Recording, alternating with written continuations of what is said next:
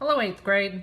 Week 3, warm-up time, and it is trees. Try to think of as many different kinds of trees. Remember, you can be creative. Bella gave me a square planet last week, and Alex Martin gave me a ladybug planet. Love that creativity. I'm going to show you mine really quick, just so you see what I'm talking about, and now you come up with your own. Have a good one. Okay, we're going to get started with our lesson. But first, let's talk about a couple of things.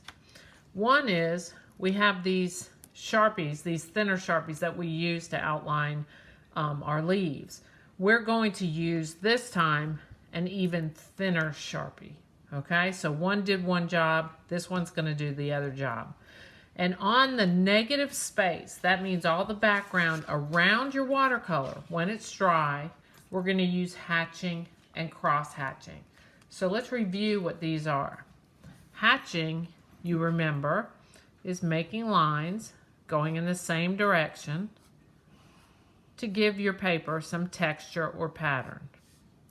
Cross hatching is just like it sounds. You're going to make those lines go in one direction, and then you're going to cross them to go in another direction. Artists use cross hatching all the time to get different values, because then you can even go in a third direction so that your value gets even darker. Of course, the more lines you add, the darker the value is going to get on cross hatching. All right, so let's see how this is going to work in our drawings. Here's a leaf. Pretend that's watercolored. So just so I can show you the hatching and cross hatching. We're not going to work on the leaf. We're going to work on the background this time. The leaf should be dry. If it's wet, do not do this step, because the marker, as soon as it hits water, it stops working. Sharpies are different. They're not water-based, so they will stop working. So when it's dry, you're going to make some hatching around the negative space. And you just kind of make this even. I don't even worry about where the line is going to end, but I do worry about where the line begins. I want it to begin right along that edge. So I'm very careful just to put my pen down on the edge and drag it out in the same direction all around. Now, once you get finished with it, then you'll go back and you'll kind of decide, do I want to put a little cross hatching in there? Do I feel like it needs to be darker in some areas than others? And I'll do the same exact thing, but in a different direction. Now, it's important that you start at your line so you get that clean edge. If you start out here and move towards the edge, there's just no telling where you're going to end up. Sometimes you touch the line, sometimes you go over the line. It's just a big mess.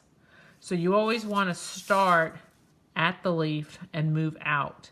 And don't worry about where it ends, but worry about where it starts. Okay? Let me show you. So here's my leaves that I have watercolored from last time. I'm not going to work on the leaf, but I'm going to work on the negative space around the leaf. And I'm just going to set my pen down and start doing some hatching. I'm not going to worry about the cross hatching yet. I'm just going to do the hatching. I don't want to get it on this leaf, so I'm going to slow down here and try to really control it so that I just get it in there. And I'm just going to start filling in this negative space. All right, I can turn it this way and then just start going here. Pretty mindless. You're just going to fill in all that space with some hatching and cross hatching. So when you look at this, it looks kind of strange with all of that. So I might want to take maybe, say, my purple leaf and give it a little bit of cross hatching. This is going to take a while. You have to be patient with it. You just start at the leaf and move out rather than coming from the outside and moving in. And you're going to start just adding a little bit of texture and shading to the background. not the leaves. We're going to leave the leaves just like they are. We're just going to work on the background.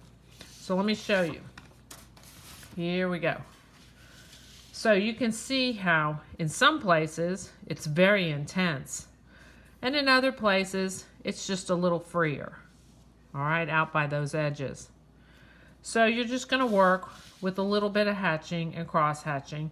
You can see here how there's nothing on these sides and a little bit down on the lower side. So it makes this leaf look like it's laying on the table.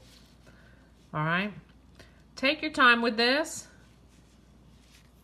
This probably will take you a couple of periods to do, and just have fun with it. Leave the leaves plain, but work in the negative space. All right, and we'll see you next time. Good job.